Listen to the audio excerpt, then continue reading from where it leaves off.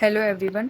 Today we are going to study anemia and mainly iron deficiency anaemia. तो ये कुछ previous year के questions हैं पीवाईक्यू जो कि यूनिवर्सिटी एग्जामिनेशंस में पूछे गए हैं। जैसे कि a patient is diagnosed as iron deficiency anemia, her hemoglobin is 10 gram per DL, how will you treat this patient? Enumerate various oral iron preparation. What are important adverse effects of oral iron therapy? Iron deficiency anemia without any GI pathology. Drug of choice, dose, route, and duration of therapy. Classify the drugs used in anemia.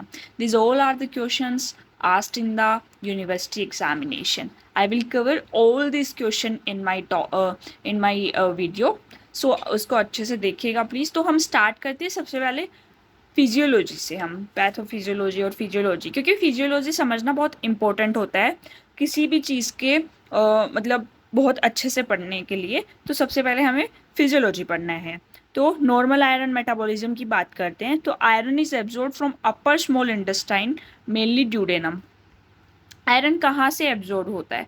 Upper small intestine mainly duodenum. In diet iron occurs in two forms, heme iron और inorganic iron. Heme iron कहाँ present होता है? Animal products में present होता है, जैसे कि egg हो गया, मीट हो गया, मेनली मीट में। इनऑर्गेनिक क्या होता है? इनऑर्गेनिक स्पिनच हो गया, ये सब जो प्लांट ड्राइव्ड प्रोडक्ट्स हैं, वेजिटेबल्स हैं, उनमें हमारा ज़्यादातर इनऑर्गेनिक आयरन प्रेजेंट होता है। तो आयरन डाइट में टू फॉर्म में प्रेजेंट होता है, हीम और इनऑर्गेनिक आयरन। हीम होता है एनिमल सोर्स से, इनऑर्गेनिक होता है वेजिटेबल सोर्स से। Now comes to this diagram. तो जैसे कि ये Fe+3 फॉर्म है इसकी। फेरिक फॉर्म जो है आयरन की, हमने फूड में जो प्रेजेंट होती है वो फेरिक फॉर्म होती है, फिर वो जाती है स्टमक के अंदर, स्टमक से फिर इंटेस्टाइन की तरफ जाती है। तो वो जब स्टमक में होती है तो HCl स्टमक में प्रेजेंट होता है। तो HCl फेरिक फॉर्म को फेरस फॉर्म में कन्वर्ट कर देता है। तो जब वो इंटेस्टाइन में पहुंचती है तब वो कहाँ, किस चीज़ में कन्वर्ट हो जाती है? फेरस फॉर्म में।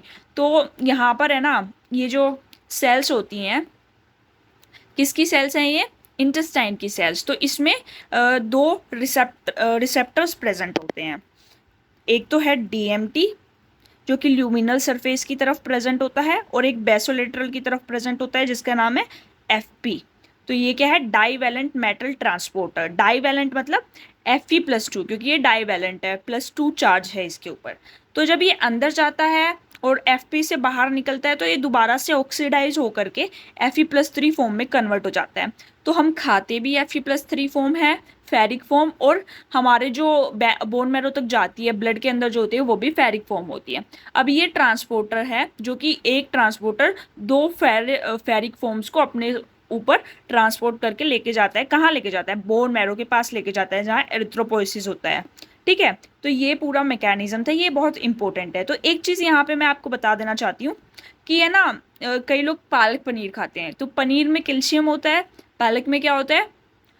Fe3+ होता है। तो मतलब क्या है? पालक में आयरन होता है और उसमें पनीर में क्या होता है? कैल्शियम होता है। तो ये डाइवेलेंट मेटल ट्रांसपोर्टर क्या है ना, अगर यहाँ पे हम कैल्शियम और आयरन एक साथ देंगे तो इन दोनों में कंपटीशन हो जाएगा, तो इसका एब्जॉर्प्शन कम हो सकता है। तो एक साथ कभी भी इन दोनों में कंपटीशन लग जाएगा कि कौन अंदर जाएगा। दोनों की 2 पॉजिटिव आयन है दोनों पे, तो इसलिए दोनों को एक साथ नहीं देना चाहिए। इसलिए वैलिडिटी के मतलब अच्छे से बताएं तो पालक पनीर नहीं खाना चाहिए। अच्छा, आगे हम अब चलते हैं नेक्स्ट पेज पे। अभी जो मैंने आपको डायग्राम के हिसाब से समझाया था वही अब मैं फ्लो चार्ट के फॉर्म में आपको समझाऊंगी।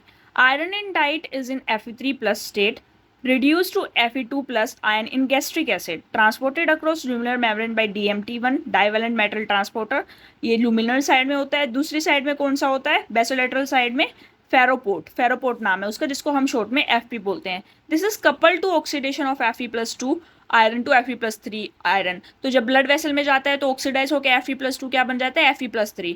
Fe+3 iron binds to the plasma protein transferrin. Plasma protein transferrin से वो बाइंड होकर के बोन मैरो में चला जाता है। Transferrin deliver iron to red cell progenitor. Progenitor मतलब जो बनाता है रेड सेल को, bone marrow. Extra iron is stored in liver in the form of ferritin. ये आपको याद रखना है। फेरिटिन स्टोर्ड फॉर्म है आयरन की इन द लीवर। अगर एक्स्ट्रा आयरन बच जाता है तो वो कहाँ पे जाके स्टोर हो जाता है, लीवर में स्टोर हो जाता है, ठीक है।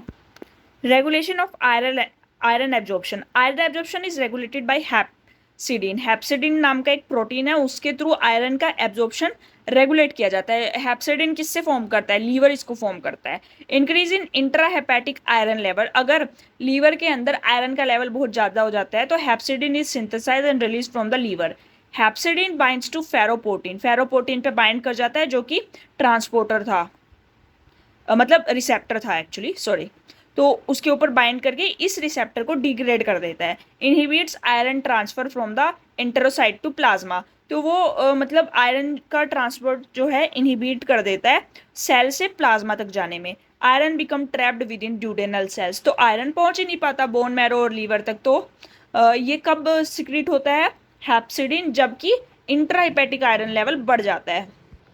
फैक्टर्स ऑफ आयरन एब्जॉर्प्शन, जो कि फैक्टर इंक्रीज करते हैं एब्जॉर्प्शन को, जो फैक्टर डिक्रीज करते हैं उनके बारे में हम बात करेंगे। तो सबसे पहले इंक्रीज करने वाले की बात करते हैं, तो Fe2 पॉजिटिव फॉर्म इंक्रीज करती है क्योंकि DMT डाइवेलेंट मेटल ट्रांसपोर्टर जो है वो Fe2 पॉजिटिव फॉर्म को ही अलो करता है।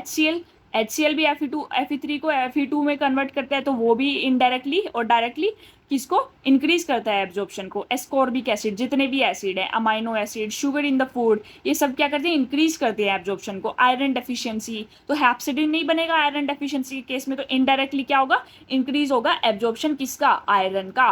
अब फैक्टर्स की बात करते हैं जो कि डिक्रीज करते हैं एब्जॉर्प्शन की, एक तो हो गया Fe3 पॉजिटिव फॉर्म, एक हो गया एक्लोराइडेरिया मतलब absence of HCl in stomach, ठीक है, एक हो गया एल्कलाइन फूड, एक हो गया phytates, tenets and phosphates in diet. ये सब क्या करते हैं ना, चिलेशन कर लेते हैं, ये एक कंपाउंड फॉर्म कर लेते हैं आयरन के साथ, इस वजह से है ना ये आयरन के एब्जॉर्प्शन को रोक देते हैं। आयरन ओवरलोड तो हैप्सिडिन बन जाता है इसलिए, ठीक है। तो ये आपको समझ में आया होगा, I hope. Don't forget, iron is transported in blood in combination with a glycoprotein transferrin, ठीक है। और स्टोरेज फॉर्म इसकी क्या होती है, फेरिटिन, इसके बारे में मैंने पहले भी आपको बता दिया। अब इसकी इटियोलॉजी की बात करते हैं, इसके कॉजेज क्या क्या है आयरन डेफिशिएंसी एनीमिया की। तो इंक्रीज ब्लड लॉस, अगर ब्लड लॉस इंक्रीज हो गया है, इंक्रीज रिक्वायरमेंट, ठीक है, inadequate dietary intake, decreased absorption, तो ये चार हैं। एक तो ब्लड लॉस बढ़ गया है, रिक्वायरमेंट बढ़ गई है किस केस में, जैसे कि प्रेगनेंसी के केस में रिक्वायरमेंट बढ़ जाती है आयरन की। इनएडिक्वेट डाइटरी इंटेक, कोई डाइट में ही आयरन नहीं ले रहा है तो उसको भी नीड होगी। एब्जॉर्प्शन कम हो गया किसी कारण से, तो उस वजह से भी हमारे आयरन डेफिशिएंसी एनीमिया हो सकता है। स्टेजेस ऑफ एनीमिया 3 स्टेजेस होती हैं। स्टोरेज आयरन डिप्लीशन, सबसे पहले स्टोरेज खत्म होगा। दूसरा क्या होगा, आयरन डेफिशिएंसी इरिथ्रोपोइसिस, तो आरबीसीज भी है ना आयरन डेफिशिएंट बनेंगी। और तीसरा क्या होगा, Frank iron deficiency anaemia, red cells become microcytic and hypochromic, hypochromic हो जाएंगी वो और माइक्रोसिटिक हो जाएंगी। तो ये सब कुछ है। करेक्शन ऑफ आयरन डेफिशिएंसी तो दो टाइप से हो सकता है, एक हो सकता है ओरल थेरेपी, दूसरा होता है parental therapy. Oral therapy is very important, बहुत कॉमनली यूज होती है। Ferrous sulphate tablet, ferrous fumarate, ferrous gluconate, और फेरस सल्फेट बहुत ज़्यादा यूज होती है। पेरेंटल थेरेपी में सिर्फ एक यूज होता है, आयरन डेक्सट्रॉन, सिंगल IM इंजेक्शन देते हैं या IV इन्फ्यूजन विद डेक्सट्रोज और सेलाइन। IV इन्फ्यूजन किस में मिला के देते हैं, डेक्सट्रोज में या सेलाइन में मिला के देते हैं। और मान लीजिए किसी को मेगालोब्लास्टिक एनीमिया है तो विटामिन B12 और फोलेट डेफिशिएंसी मतलब हो जाती है उसमें, तो विटामिन B12 और फोलिक एसिड की टैबलेट्स भी हम देते हैं। अब how it leads to anemia, इसकी डेफिशिएंसी एनीमिया क्यों कराती है, क्योंकि ये जो होती हैं B12 और फोलिक एसिड, दे सिंथेसाइज DNA। अब आप कहोगे कि RBC में तो DNA होता ही नहीं है, तो अब क्या होगा, precursor of RBC have nucleus. अब जो प्रीकर्सर होती है आरबीसी की उसके अंदर तो DNA बनता है, न्यूक्लियस होता है, तो इसीलिए इनडायरेक्टली वो आरबीसी के फॉर्मेशन को अफेक्ट करते हैं, ठीक है। तो इसीलिए एनीमिया हो जाता है। Adverse effects of oral iron therapy, इससे सबसे मेन जो एडवर्स इफेक्ट है वो है gastrointestinal irritation, epigastric pain, abdominal discomfort. दूसरा क्या है, nausea and vomiting, constipation, black discoloration of stools, metallic taste in mouth, poor compliance due to gastric side effects. इसी वजह से लोग इसको बीच में छोड़ देते हैं, आयरन डेफिशिएंसी वाले जो लोग होते हैं वो टैबलेट्स को छोड़ देते हैं। ड्रग ऑफ चॉइस क्या है, ओरल फेरस सल्फेट।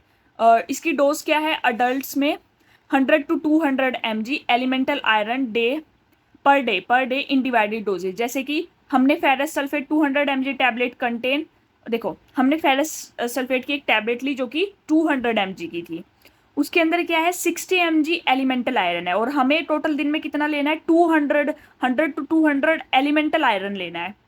तो अब हम क्या करेंगे, इसको 3 हिस्सों में डिवाइड कर लेंगे, दिन में 3 बार लेंगे तो हमारा पूरा एलिमेंटल आयरन जितना लेना है वो पूरा कवर हो जाएगा, क्योंकि हमें 100 से 200 के बीच में लेना है। पर ये टैबलेट 200 mg की टैबलेट है, पर इसके अंदर एलिमेंटल आयरन कितना है, सिर्फ 60 mg है। तो ये आई होप आपको समझ आया होगा, नहीं आया तो आप मुझे कमेंट सेक्शन में बताइएगा, I will clear your doubt. तो ड्यूरेशन ऑफ थेरेपी कितना है, usually 3 to 6 month, continue treatment for about 3 months after hemoglobin become normal to replenish iron store. अब लीवर में तो इसका स्टोर कम हो गया होगा ना, तो आपका हीमोग्लोबिन तो ठीक आ गया, पर उसके स्टोर्स को फुलफिल करने के लिए, दोबारा से रिप्लेनिश करने के लिए 3 मंथ तक, हीमोग्लोबिन ठीक आने के 3 मंथ के बाद भी आपको उसको कंटिन्यू करना है। Important instruction, best absorb on an empty stomach, but अगर एम्प्टी स्टमक हम लेते हैं तो हमें गैस्ट्रिक इश्यूज होते हैं, तो आप खाना खाने के 2-3 घंटे बाद भी इसको ले सकते हैं, और खाना खाने के 2-3 घंटे बाद जब आपने इस टैबलेट को लिया उसके 4 घंटे के तक आपको कुछ नहीं खाना है, ठीक है, 4-5 घंटे के लिए। Best absorb on an empty stomach, vitamin C, orange juice increase absorption, मैंने बोला था जितनी भी एसिड्स है वो सारे इसके एब्जॉर्प्शन को बढ़ा देते हैं। Avoid taking with tea, coffee, milk और antacid because they reduce absorption, मैंने बताया था ना वो कैल्शियम वाला पॉइंट, इसी वजह से बताया था, दूध में भी कैल्शियम होता है, टी कॉफी में भी दूध होता है, तो इसमें भी कैल्शियम होता है, ठीक है, antacid because they reduce absorption. अब बात करते हैं classification of drugs in anaemia.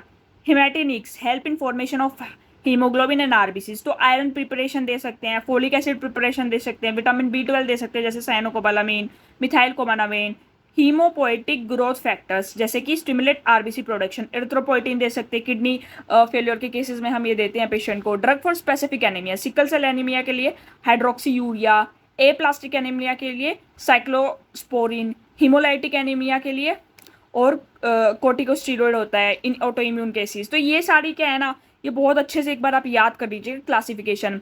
हिमैटिनिक्स जो कि फॉर्मेशन को बढ़ाता है, ये स्टिमुलेट करता है आरबीसी प्रोडक्शन को, और स्पेसिफिक एनीमिया के लिए अलग ड्रग्स है, तो ये बहुत इंपॉर्टेंट है, तो एक बार आप इसको अच्छे से याद कर लीजिएगा। थैंक यू सो मच, जो भी डाउट हो आप कमेंट सेक्शन में जरूर पूछिएगा मुझे।